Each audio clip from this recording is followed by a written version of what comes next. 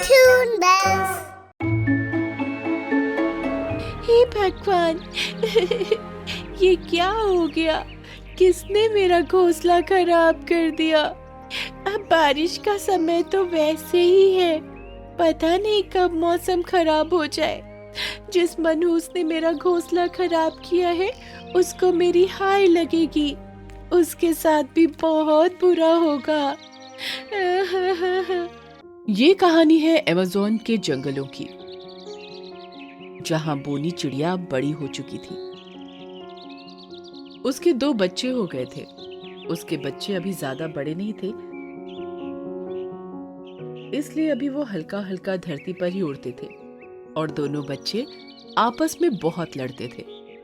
एक बार बोनी चिड़िया के बेटे ने दूसरी चिड़िया के घर में जाकर उसका थोड़ा सा खाना चुरा लिया। जब बोनी चिड़िया को ये बात पता चली तो उसे और उसकी बहन को ये बात बिल्कुल अच्छी नहीं लगी।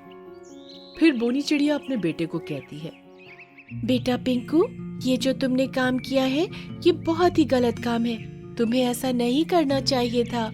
माँ, मुझे माफ कर दो, मैं आगे से नहीं करूँगा। बेटा, मैं तुम्हें डांट नहीं रही हूँ और ना ही गुस्सा कर रही हूँ, बस समझा रही हूँ कि ये काम गंदे होते हैं, वरना इसका परिणाम बहुत गलत होता है। गलत परिणाम? माँ, इसका क्या मतलब है? मेरी कुछ समझ में नहीं आ रहा। तुम्हें अच्छे से समझाने के लिए मैं तुम्हें एक बार की बात बताती हूँ। हाँ माँ, बताओ। एक बार की बात है, जंगल में एक कालू कौवा रहता था। वह काफी शैतानियां करता था।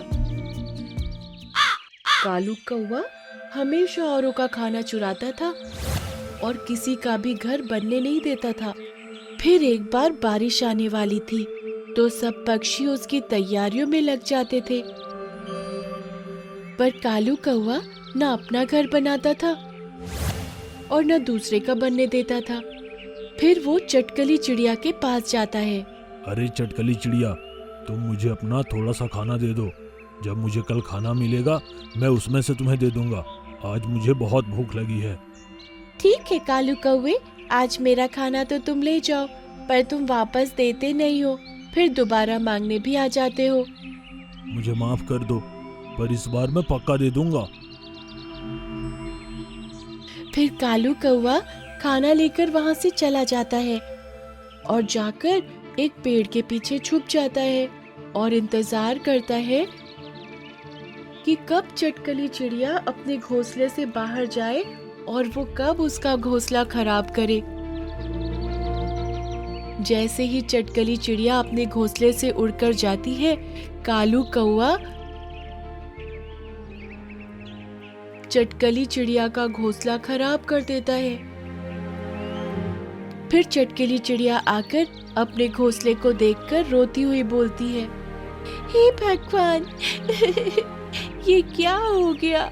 किसने मेरा घोंसला खराब कर दिया? अब बारिश का समय तो वैसे ही है, पता नहीं कब मौसम खराब हो जाए।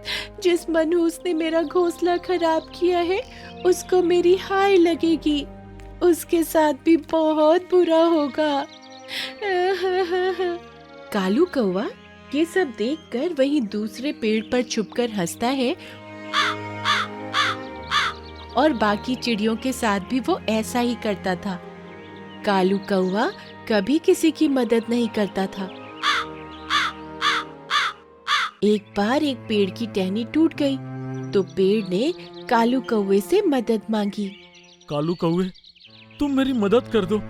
मेरी टहनी आधी टूटकर लटक गई है, जिस कारण मुझे बहुत दर्द हो रहा है। तुम इसे पूरी तोड़ दो। मैं क्यों तुम्हारी मदद करूं? अपना काम खुद करो, और वैसे भी मेरे पास समय नहीं है। कालू कौवे, तुमसे बुरा इस जंगल में कोई नहीं है। अनजान लोग भी एक दूसरे की मदद कर देते हैं, और तुम तो मुझे इतने सालों से जानते हो और मेरे फल भी खा जाते हो, तब भी तुम मेरी मदद नहीं कर रहे। हाँ, तो मुझसे मदद मांगी ही क्यों? मैंने थोड़ी बोला था कि मुझसे मदद मांगो। फिर कालू कौवा वहां से चला जाता है और फिर उस रात बारिश आ गई और कालू कौवा के पास ना ही खाने को कुछ था और ना ही सोने के लिए छत, क्योंकि उसने घर बनाया ही नहीं था, जिस कारण उसने पूरी रात बारिश में और भूखे पेट ही गुजारी, जिससे वो बहुत बीमार हो गया। उसके बाद किसी ने जंगल में उसकी मदद नहीं की और इसी तरह वो तड़प कर मर गया। तो पिंकू बेटा, समझ आया तुम्हें कि औरों के साथ बुरा करने से क्या होता है? और चोरी तो एक बहुत ही बुरा काम है।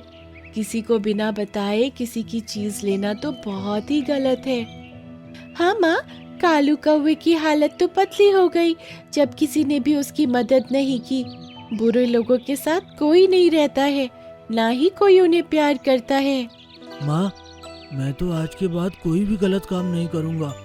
मुझे कालू कौवे की तरह नहीं बनना, जिससे कोई बात भी नहीं करता था और ना कोई उसके साथ खेलता था। मैं तो एक अच्छी चिड़िया बनूंगा। ये हुई ना अच्छी बात।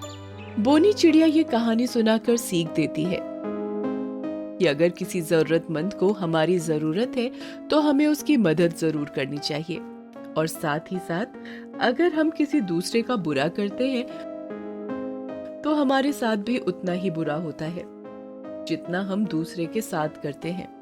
और जो भी गलत काम हम करते हैं उसका नतीजा हमें इसी जन्म में मिलता है। और चोरी करना तो एक बहुत ही गलत बात है।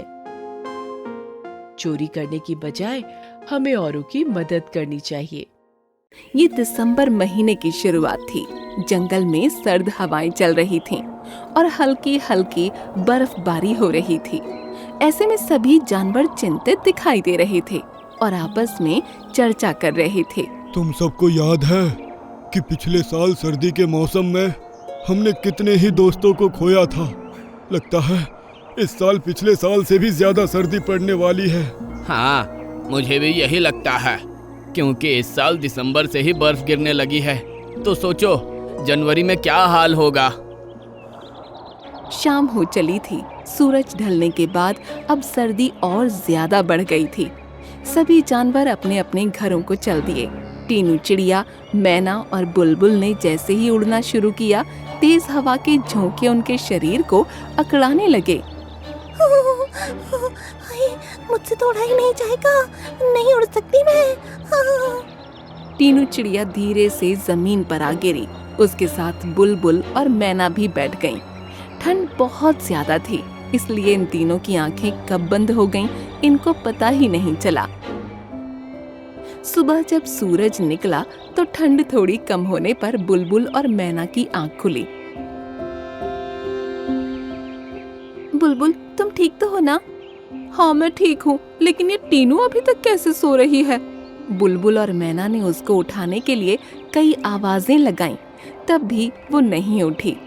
अरे, इसकी तो सांस भी नहीं चल रही है, शरीर ठंडा पड़ा है। टीनू इस दुनिया में नहीं रही।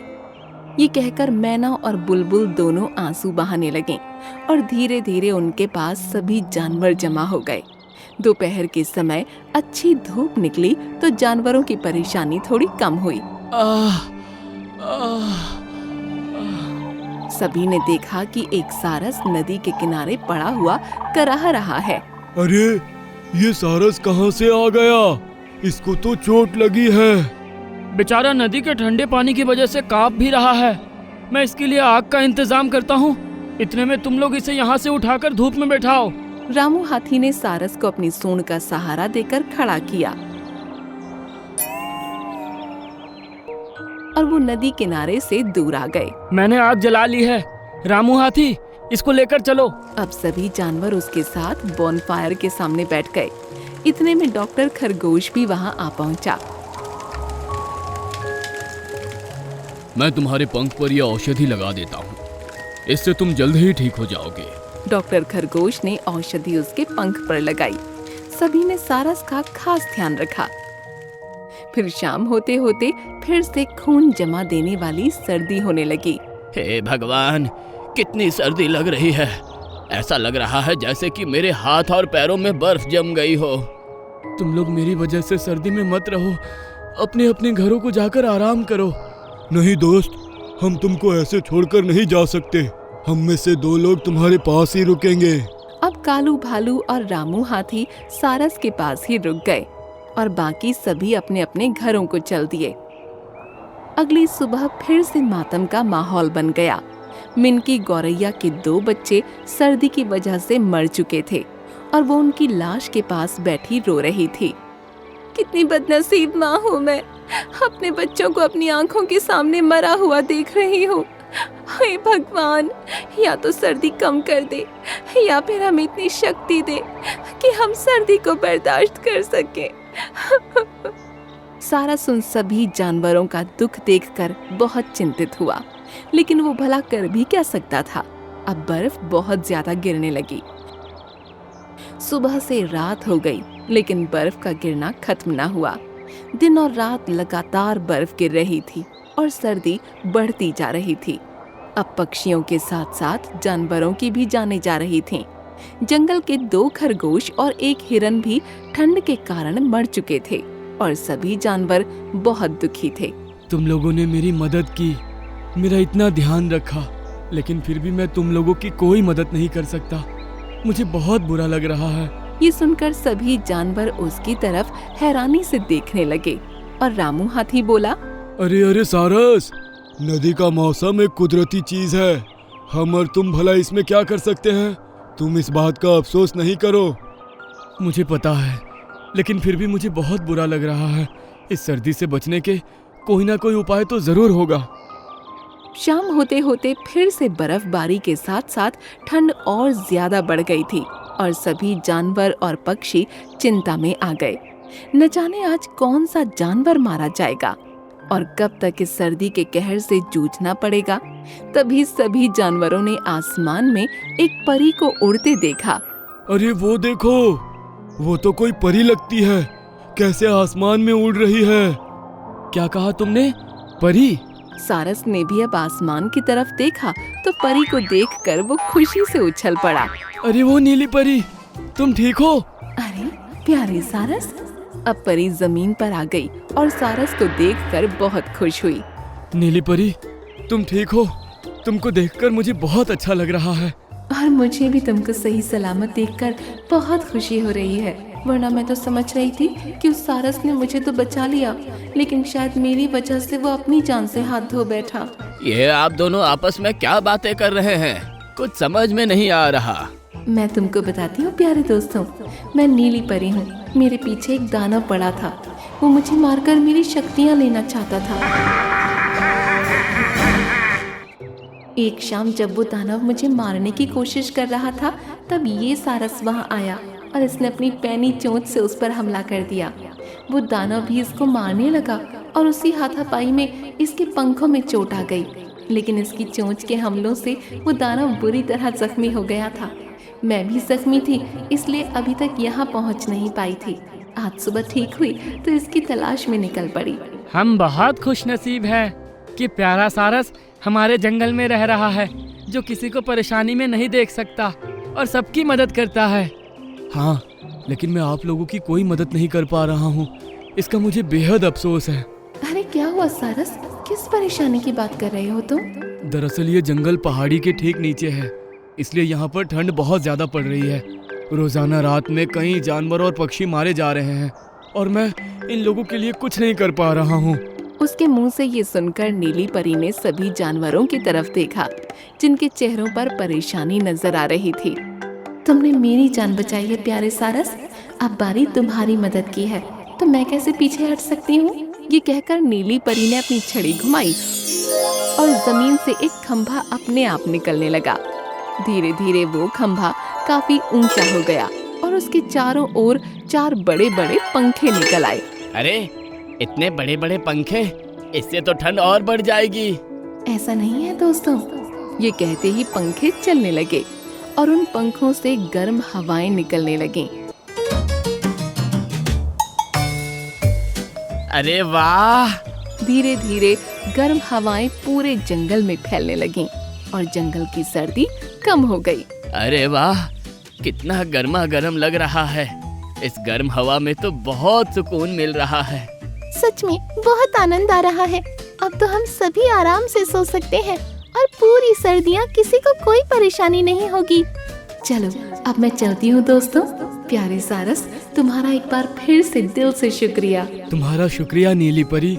तुमने बहुत बड़ी मुसीबत दूर की है। जो दूसरों की मदद करते हैं उनका बुरा कभी नहीं होता।